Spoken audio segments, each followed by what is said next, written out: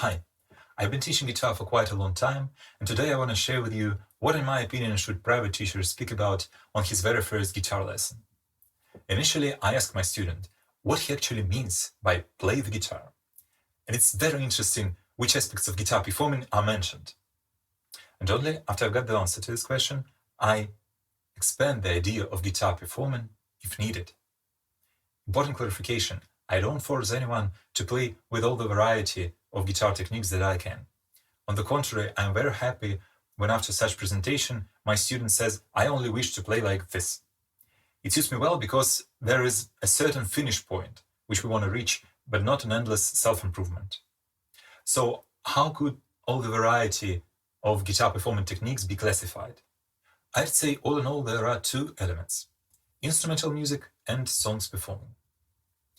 In the end, it would be interesting to reveal how these two concepts are penetrating one another. Maybe when you first hear about instrumental music, you would probably think about classical music. Let me broaden this term. The instrumental music is the one which doesn't include vocal elements at all. Speaking about classical music, I'd rather mention some curious fact. The classical period in music history covers not a long time period, roughly from the second half of 18th century till the beginning of 19th century. But what about more ancient periods, Renaissance, Middle Ages? And if you are not very interested in music of such periods, let me say that modern composers, which make music for films or video games with the same atmosphere, are using the exact same rules. So if you are close to the music from The Witcher or Game of Thrones, then you are close to the music of mentioned periods. But after classical period, there were European romantics, 20th century music. All in all, I'd say that a graduate of a modern conservatory will play a lot of music that is not older than a century, and this includes jazz, rock, blues. We forgot to mention some folk music, Spanish, Arabian, Eastern, and the music of classical period could be interesting for a modern listener too. So when I show what guitar can play in solo, I try to mention all the existing variety of instrumental music. By the way, the instrumental music doesn't actually involve music theory learning, but in my opinion, it's easy and very useful. It may seem that I somehow compel my students to study instrumental music. Well, it's not. I just think that I have no right not to tell them about it on our first lesson. The second element is singing songs with the help of guitar. In this situation, guitar has an accompaniment or service function, while the voice takes the leading role. It may seem that songs performing is much easier than instrumental music performing. Well, I think we can't compare these two aspects, but believe me, there are a lot of nuances in songs performing you will face. For example, rhythm independence between voice and instrument, muting unnecessary strings, barre technique after all. In other words, my students are equally busy no matter what path they choose. And now the most interesting part. Are these two aspects so unlike each other? To begin with, the guitar accompaniment for the songs is often called chords playing. Curiously, but almost all music we hear nowadays is based on chords, in Western European tradition, which infiltrates a lot of styles. In other words, if you put on pause a video with a guitarist performing an instrumental music, you might say, this is AM, the name of frequently used chord. Instrumental music is often looks like a chord playing with some variations. The chord basics of music helps me learn it by heart. For example, it looks like classical piece of music, but I see a certain chords, that's how I'm learning it. You might argue that in songs accompaniment we use strumming, that is something unique. Firstly, not always strumming, but for example, an arpeggio technique.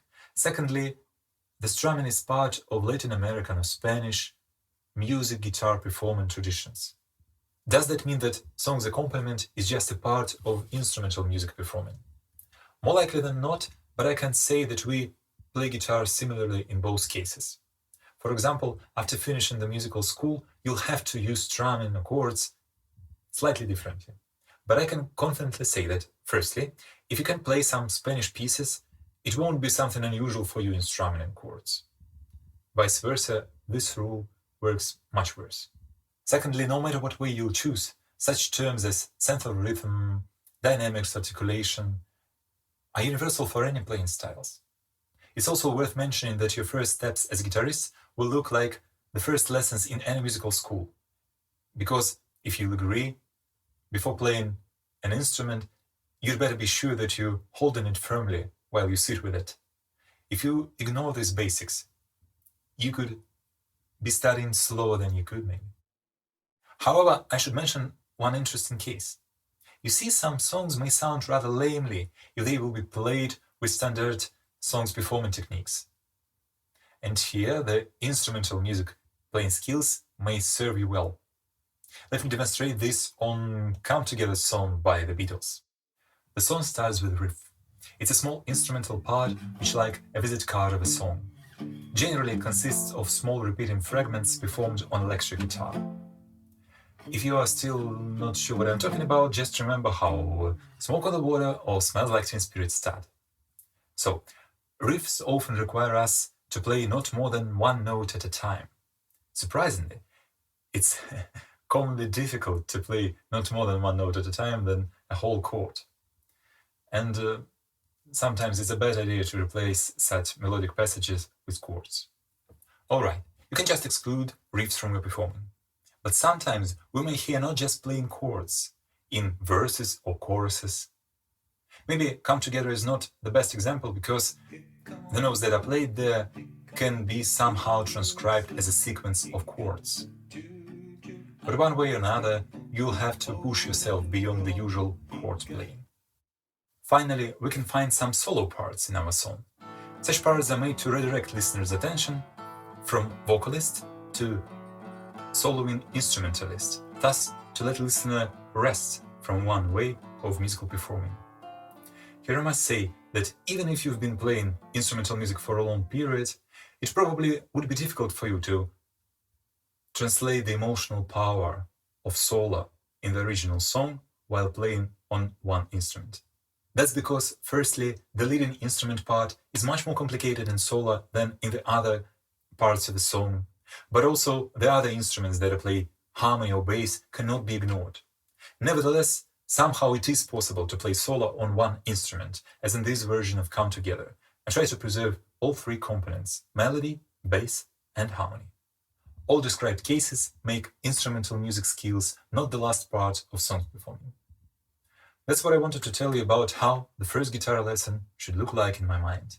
The goal is to show what guitar can do and to choose those areas a student is interested in. See you